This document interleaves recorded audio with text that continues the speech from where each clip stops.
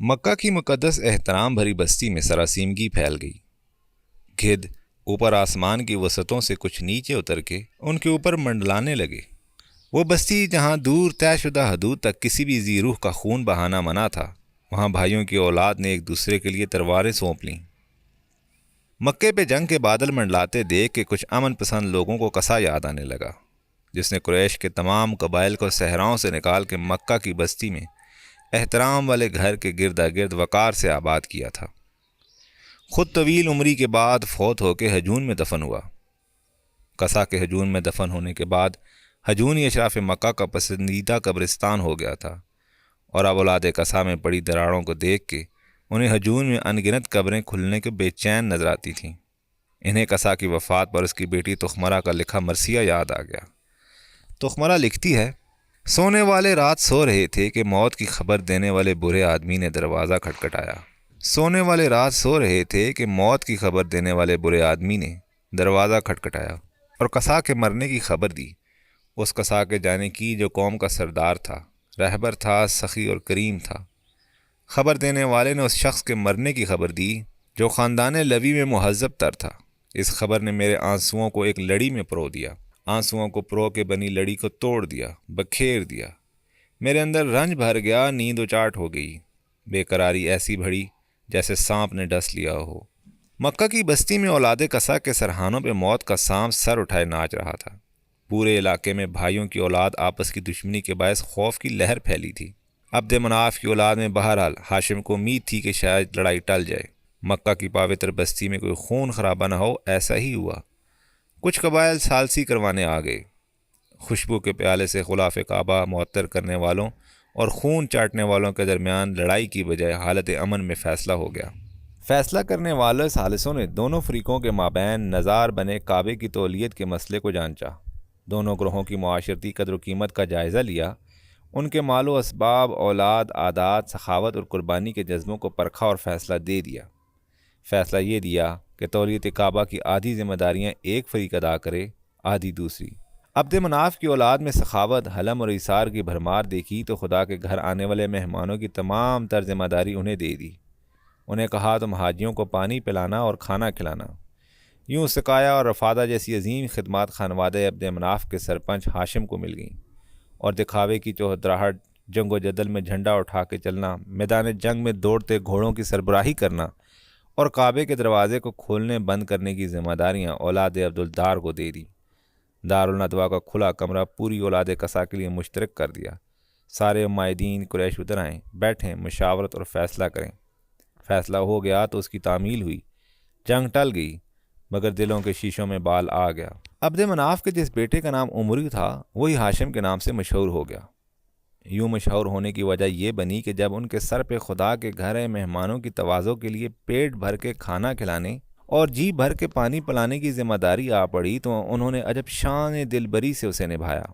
عام حالات میں تو کبھی ایسی ذمہ داریوں سے عہدہ برا ہونے میں مشکل نہ آئی، مگر ایک بار مکہ کے قرب و جوار میں قحط پڑ گیا۔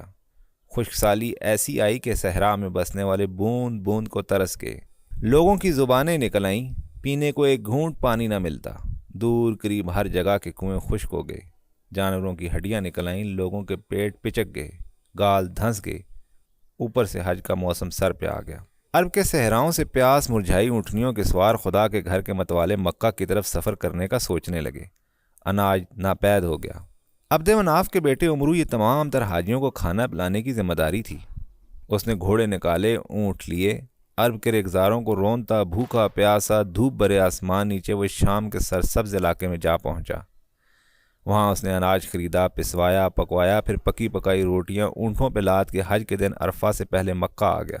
شام سے پکوا کے لائی روٹیوں کے انبار اتارے، صحت مند اونٹنیوں کو ذبح کر کے دیگیں چڑھا دیں، گوشت اور شوربے سے بھری دیگوں میں لائی ہوئی پکی روٹیوں کو توڑ توڑ کے ڈال دیا، چورا چورا کر کے، پھر مٹی اور لکڑی کے بنے پیالوں میں بھر بھر کے زائرین کو کھلا دیا۔ وہ اپنی نوعیت کا پہلا لذیذ ترین کھانا تھا، اور تھا بھی قحط کے دنوں میں جب لوگ اناج کے دانے دانے کو ترسے ہوئے تھے۔ لوگوں نے پیش کیے ہوئے لذیذ گوشت کے شوربے میں چورا چورا ہوئی روٹیوں والے کھانے کا نام سرید رکھ دیا، اور روٹی کو چورا چورا کر کے کھلانے والے عمرو کا نام ہاشم رکھ دیا، اس لیے کہ ہاشم کا لفظ وہ چورا چورا کرنے کے لیے استعمال کرتے تھے۔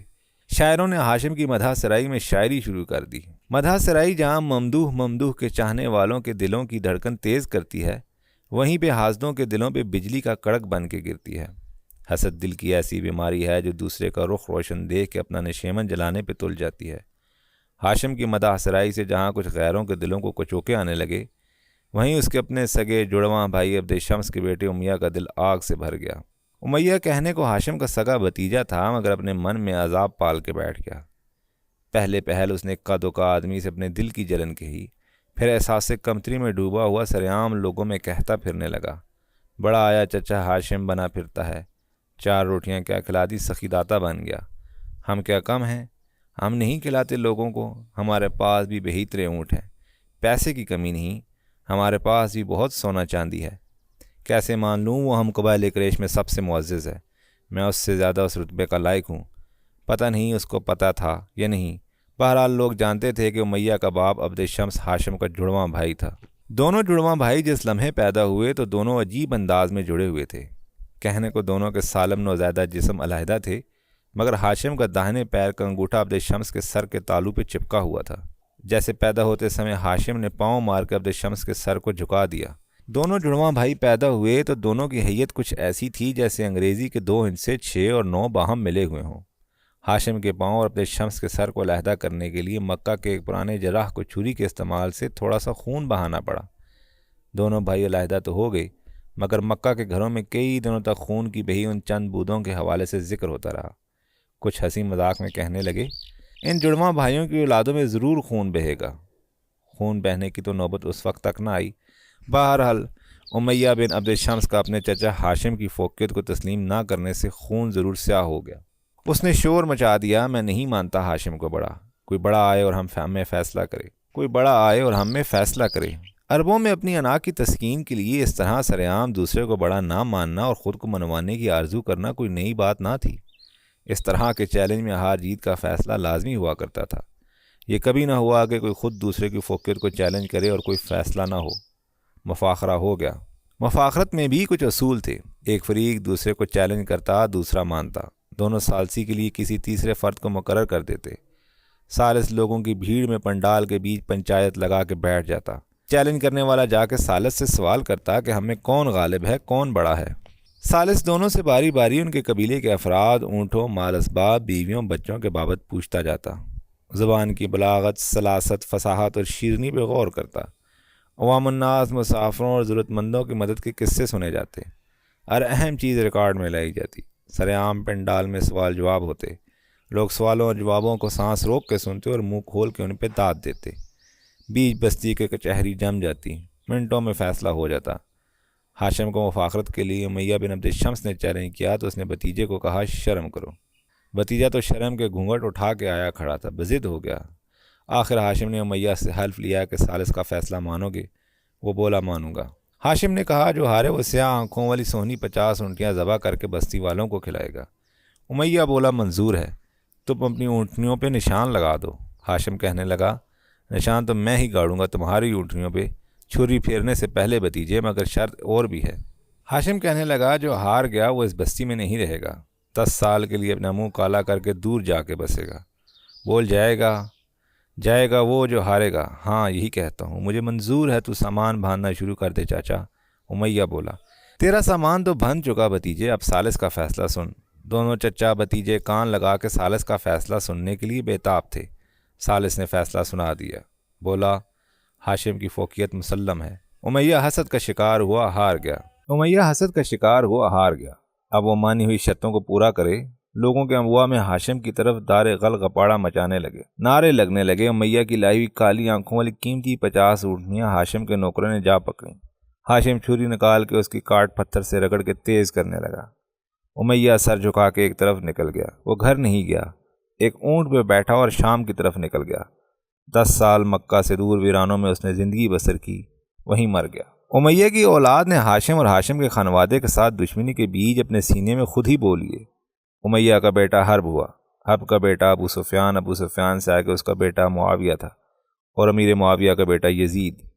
نسل در نسل امیہ کی اولاد نے بنو ہاشم سے دشمنی لی، اسے پالا، اپنا خون جلایا، حسد سے اپنی روحوں کو بھسم کیا، اپنے سینوں میں ہوئی بانس کی کونپلوں کی فصلیں اگائیں اور کاٹی۔ ہاشم خوش رنگ، خوبرو، قداور، مضبوط جوان تھا، اوپر سے اپنے قبیلے کا سردار، خانہ کعبہ کا متولی، بات کرنے میں فصیح، خاموش دکھنے میں حسین، اپنے وقت کا کامیاب تاجر۔ اونٹوں بھرے قافلوں پہ گھنٹیاں بجاتا میلوں لمبا اس کا کاروان تجارت مکہ کے صحراؤں سے نکل کر شام کا رخ کرتا تو ساری بستی کی عورتیں، بچے اور بوڑھے دور تک اس قافلے کو دیکھنے کی چاہ میں قدم قدم چلتے آتے۔ مہینوں کی مسافت کے بعد لدا بھرا اس کا قافلہ واپس پلٹتا تو مکہ کے گھروں میں خوشیوں کا سیلاب آ جاتا۔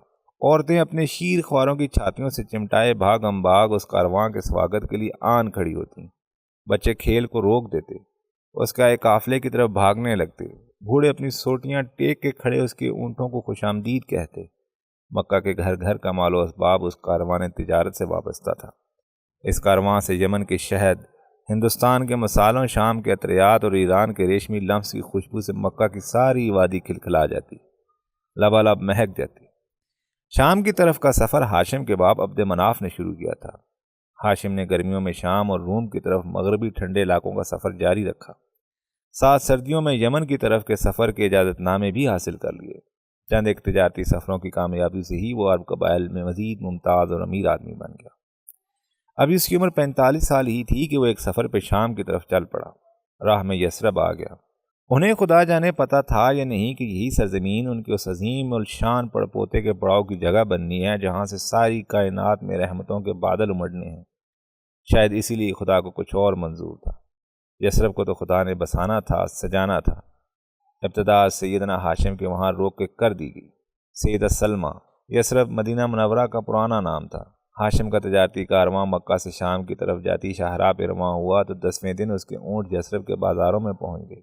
کھجوروں کے گنجان باغوں کے بیچ اونچے پہاڑوں کے درمیان یثرب کی سرسبز شہری بستی ہاشم کو بہت پسند آئی۔ یثرب کے ایک بازار سوق النبض میں گھومتے پھرتے اس کی نگاہ ایک پروقار عورت کو دیکھ کے ٹھٹک گئی۔ کیسی عجیب حسین عورت ہے جو مردوں سے اپنی بات منواتی ہے، ہاشم دل میں سوچنے لگا۔ اس کے ساتھیوں سنگینوں نے ماجرا پوچھا تو کہنے لگا، دیکھو اس عورت کو دیکھو، بازار سے سودا صرف لینے آئی اپنے کسی غلام کے ساتھ، جو کہتی ہے وہ اس کا غلام اٹھاتا ہے، جس سے منع کرتی ہے وہ رک جاتا ہے۔ دیکھ دیکھ، دکاندار کی ہمت نہیں جو اسے کوئی ناکارہ چیز بیچ سکے، ٹھوک بجا کے سودا کرتی ہے، اپنی کہی منواتی ہے۔ مکہ والوں کے لیے یہ انوکھی بات تھی۔ ان کے شہر میں ابھی بھی شہر کے بازاروں میں صحرا نشینوں کی بدوی زندگی کا پرتو تھا۔ گھر سے باہر عورتوں کو سننے کی انہیں عادت نہیں تھی۔ پھر عورت یوں سرے بازار دلیری اور حوصلے سے اپنی کہی منواتی نظر آئی، ایسے مکہ کے بازاروں میں نہیں ہوتا تھا۔ ہاشم خود بہادر تھا اور بہادروں کی قدر کرتا تھا۔ اسے اچھا لگا کہ کوئی عورت یوں مردوں کی طرح حکم چلانا بھی جانتی ہے۔ کہنے لگا، پتہ کرو اسے صرف منوانا آتا ہے یا ماننا بھی۔ معلوم ہوا اس کا نام سلمہ ہے، سلمہ بنت عمرو بن زید، قبیلہ خزرج کی شاخ بنو نجار سے ہے بیوہ۔ پہلے ایک آدمی احیاء بن جلال کے نکاح میں تھی۔ اس عقد سے 2 بیٹے عمرو اور معید بھی ہوئے۔ پھر خاوند مر گیا، اس نے نکاح ثانی نہیں کیا۔ نکاح کے لیے اس کی ایک شرط ہے کہ بیاہ اس سے کروں گی جو منوائے نہ مانے، جو کہوں وہ مانے۔ طلاق دینے کا حق بھی خاوند خود نہ رکھے، یہ رکھے گی۔ کسی کو یہ شرطیں منظور ہوں تو بات کرے۔ ہاشم نے آگے بات چلا دی۔ پتہ چلا کہ یثرب کے ایک کھاتے پیتے معزز گھرانے کی بیٹی ہے، ارادے کی پکی ہے، صرف اپنی شرطوں سے بیاہ رچائے گی، سنے گی کم، سنائے گی زیادہ۔ اسے تسلیم ہو وہ ہاتھ مانگے۔ ہاشم نے ہاتھ بڑھا دیا۔ سلمہ کے گھر شادی کا پیغام بھیج دیا۔ مکہ کا رئیس تھا، قریش کا سردار، خوبرو، حسین، جوان اور خدا کے گھر کا پاسبان، کعبے کا رکھوالا، تجارتی قافلے پہ نکلا ہوا تھا۔ سینکڑوں مال و اسباب سے لدے ہوئے اونٹ اس کے کارواں میں تھے۔ 40 قریش بھی ساتھ تھے۔ بارات بن گئی۔ تجارتی قافلہ اپنے سردار کو بیاہنے چلا گیا۔ اونٹوں کی گردنوں سے بندھی گھنٹیوں سے یثرب کی گلیاں گنگنانے لگیں۔ شادی ہو گئی۔ تجارتی قافلے والے کچھ لوگ آگے نکل آئے، کچھ پیچھے مڑ گئے۔ سودا صرف بیچتے خریدتے رہے۔ ہاشم اپنے سسرال میں اپنی بیوی کے ساتھ رک گیا۔ بیوی حاملہ ہو گئی، ایک خوبصورت بچہ پیدا ہو گیا۔ نومولود خوش بخت کے سر میں کالے بالوں بیچ چند سفید بال بھی تھے۔ دیکھنے والے خوش طبی میں بچے کی ماں سلمہ کو کہنے لگے، سلمہ، تم نے ایک بوڑھے کو جنم دیا ہے، ایک بابا پیدا کیا ہے۔ سفید بالے والے بوڑھے بابا کے لیے ان کے پاس ایک نام تھا، شیبہ۔ انہوں نے بچے کا نام شیبہ رکھ دیا۔ ہاشم بیٹے کو دیکھ کے اپنے تجارتی قافلے کے ساتھ شام اور روم کی طرف نکل گیا۔ سفر سے پلٹا تو پھر کچھ عرصہ یثرب میں بیوی اور بچے کے پاس رکا۔ یوں ہاشم کا معمول ہو گیا کہ ہر سفر پہ آتے جاتے اس کا پڑاؤ یثرب میں ہوتا۔ سلمہ کی گود میں شیبہ کے بعد ایک بیٹی رقیہ بھی آئی، مگر وہ کم سنی میں فوت ہو گئی۔ مکہ میں ہاشم کی اور بھی 6 بیویاں تھیں۔ ایک قبیلہ خزاع کی مستلق کہلانے والی عمرو بن مالک بن جذیمہ کی بیٹی کیلا تھی۔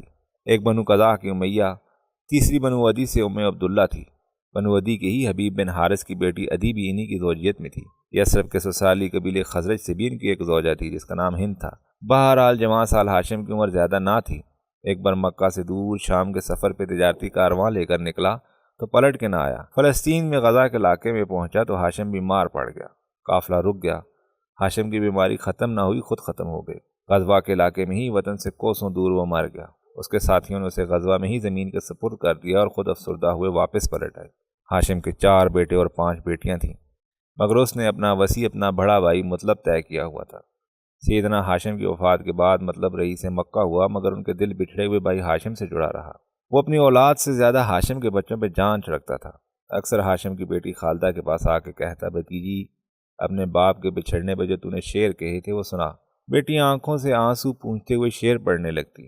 ہاشم کا بھائی مطلب کہنے کو مکہ کا رئیس بن گیا، مگر اس کا دل بچھڑے ہوئے بھائی اور اس کی اولاد کے پیار سے نہ بچھڑا۔ دور یثرب سے ایک بار اس کا ایک جاننے والا ثابت بن منظر مکہ میں عمرہ کی غرض سے آیا۔ خزرج قبیلے سے تھا۔ اپنے محلے میں مطلب کے بھتیجے شیبہ کو کھیلتے پھرتے دیکھا کرتا تھا۔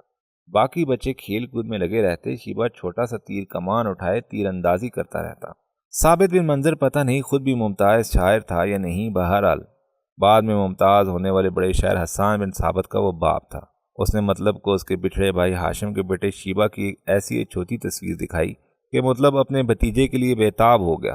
ثابت بن منظر کہنے لگا، ہمارا بھانجا تیرا بھتیجا شیبہ اپنی کمان کھین کے جب تیر چلاتا ہے تو اس کا تیر عین نشانے میں جاتا ہے۔ میری ہاتھ کی ہتھیلی سے بھی چھوٹی جگہ کے ہدف سے بجلی کی طرح گزرتا ہے۔ وہ تیر چلاتے ہوئے یہ بھی کہتا ہے کہ میں بلند و مرتبہ عمرو کا بیٹا ہوں، جسے اس قوم نے ہاشم کا خطاب دیا تھا۔ اپنے اشعار سنا کے اس نے مطلب کو ابرو اٹھا کے دیکھا کہ مطلب اشعار سن کے مضطرب ہو گیا ہے۔ اس کی بے چینی بڑھانے اور بھڑکانے کے لیے بولا، تو ہاشم کا کیسا پیارا بھائی ہے جو اپنے دور رہنے والے اس بھتیجے کو بھلا بیٹھا ہے۔ مطلب کپ کپاتا ہوا کھڑا ہو گیا، بولا، بس ہو گیا فیصلہ۔ اس وقت تک گھر کی چوکھٹ پہ قدم نہ رکھوں گا جب تک تیرے شہر یثرب سے اپنے بھتیجا واپس نہ لوں۔ لوگوں نے بڑا سمجھایا، دیکھ وہ ہاشم کا بیٹا ضرور ہے، مگر سلمہ خزرجی کا بیٹا بھی تو ہے۔ وہ یثرب سے تجھے اپنا بیٹا دے کے کیسے بھیجے گی؟ وہ اپنی کہی منوانے والی حوصلہ مند عورت ہے، وہ تیری نہیں سنے گی۔ مطلب نے کہا، جو بھی ہو وہ اپنا بھتیجا لے کے آئے گا۔ اونٹ پہ بیٹھا اور یثرب پہنچ گیا۔ بنو خزرج کے بنو نجار محلے میں اپنے بھتیجے کو جا ڈھونڈا۔ دیکھا شیبہ تیر اندازی کرتا پھر رہا ہے، کھیل رہا ہے۔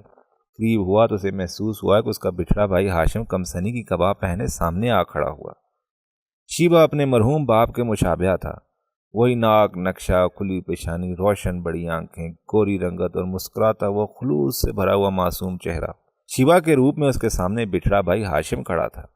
مطلب بھتیجے کو مل کر رونے لگا۔ روتے روتے اس نے شعر کہہ ڈالے، میں نے شیبہ کو پہچان لیا اس وقت جب وہ بنی نجار کے لڑکوں کے ساتھ تیر اندازی کے کھیل کھیل رہا تھا۔ مطلب نے اپنی بھاوی سلمہ کو اپنے آنے کی اطلاع بھیجی۔ سلمہ نے بلوایا، ٹھہرایا، آؤ بھگت کی۔ ایک دن مطلب نے مطلب کی بات کہہ ڈالی۔ کہنے لگا، بھابھی بھتیجے کو لینے آیا ہوں، لیے بغیر نہ جاؤں گا۔ سلمہ نے نفی میں سر ہلا دیا۔ مطلب نے ضد کی۔ سلمہ نے خوشنوت ظاہر کی۔ مطلب لرز کے تڑپ گیا، بولا، بھاوج ایسا نہ کرو۔